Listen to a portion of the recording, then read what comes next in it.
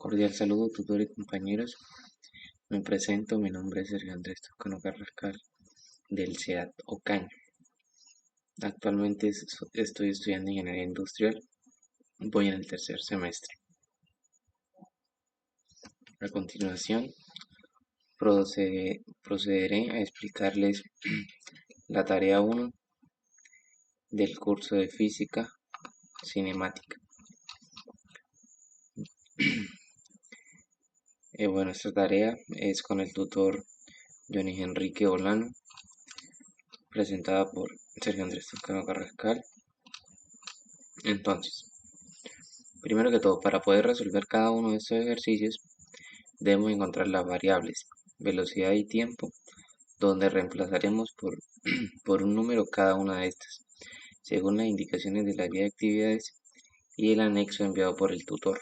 Entonces, para calcular velocidad se debe sumar cada dígito del número de cédula, y para calcular tiempo se debe tomar el primer dígito del número sumado anterior. Entonces, mi número de cédula es el siguiente. Hacemos la respectiva suma, la cual nos da 33, y la variable de tiempo sería 3. Entonces, primero, nos dice que la siguiente actividad consiste en un análisis de gráficas. Entonces, procedemos a ir al siguiente enlace,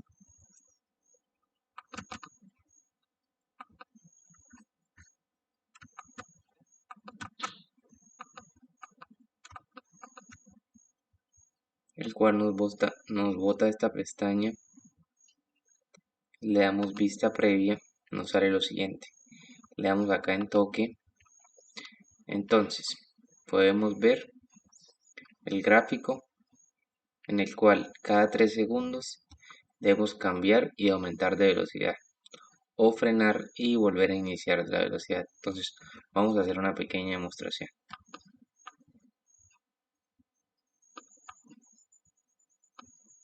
Le damos a empezar. Podemos ver cómo sale el carro.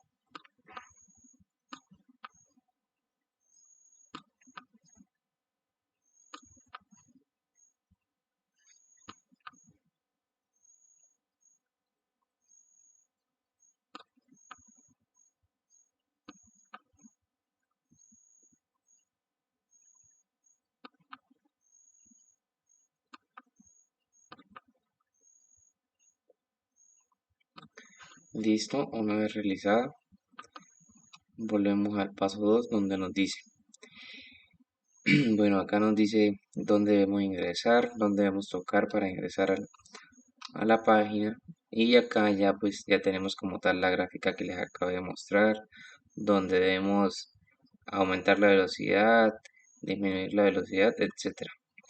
Entonces debemos tener en cuenta lo siguiente. Dice, el carro iniciará con una variable, con una velocidad, donde usted debe jugar con el acelerador procurando cambiar el movimiento en el tiempo que le indica su valor gamma, que sería t, tiempo. Entonces, debemos tomar una captura de pantalla pues a este juego que hicimos, la cual es la siguiente. Este fue mi captura de pantalla de mi trabajo. Entonces, pegue en el siguiente espacio la gráfica obtenida del paso 3 de la tabla. Entonces pegamos la tabla. Entonces procedemos al paso 5, donde nos dice, a partir de los resultados de las gráficas, o sea de esta gráfica que tenemos acá, llene la tabla que representa el movimiento. Entonces acá tenemos dos variables: tiempo calculado en segundos y velocidad por metros por segundo. Entonces, iniciamos iniciamos con un tiempo de 0 a una velocidad de 11 metros por segundo. Cuando subimos de 0 a 3 segundos, se presenta una velocidad de 13 metros por segundo, y así sucesivamente. Cuando estamos a 6 segundos, una velocidad de 20, Cuando estamos a 9 segundos disminuye la velocidad de 20 a 18. Cuando estamos a 12 segundos aumenta de 18.5 a 21 y así sucesivamente. Una vez ya obtenido todos estos resultados, entonces debemos proceder a responder las siguientes preguntas, las cuales nos dice, el desplazamiento descrito por la gráfica, ¿a qué tipo de movimiento corresponde? Bueno, primero que todo, como pudimos observar en la gráfica, tenemos dos tipos de movimiento. Un movimiento que es estilo zigzag, donde aumenta y disminuye la velocidad, y otro donde se mantiene estática la velocidad. Entonces, ¿esto qué quiere decir? En la gráfica pues se puede observar que durante su desplazamiento hubo varios intervalos de tiempo donde la velocidad del auto aumentaba, se mantenía o disminuía de una manera uniforme. Por lo que, por ejemplo, ocurre un cambio de velocidad es porque hay una aceleración en cualquier intervalo de tiempo o en cualquier instante de tiempo. Por lo que en esta situación utilizamos la siguiente ecuación, la cual es aceleración igual a velocidad sobre tiempo, ángulo de velocidad sobre ángulo de tiempo, igual a velocidad final menos velocidad inicial sobre tiempo final menos tiempo inicial. Y para los intervalos de t y para a tenemos la siguiente ecuación, que es a igual a velocidad final menos velocidad inicial sobre tiempo para instantes de tiempo.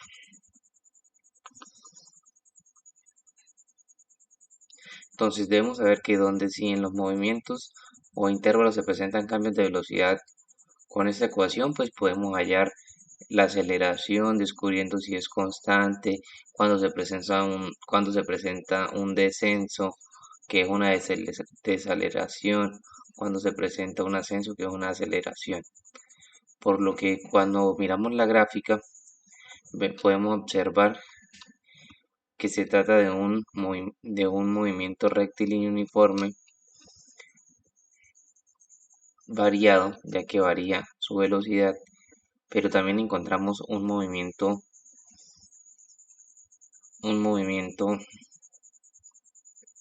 el cual es movimiento rectilíneo uniforme, porque en unas ocasiones se mantiene estático, o sea, constante, ni sube ni baja. Procedemos con la siguiente pregunta, la cual nos dice, ¿cuál es el valor de la aceleración para cada movimiento? Describa el paso a paso. Entonces, ¿cómo podemos desarrollarlo?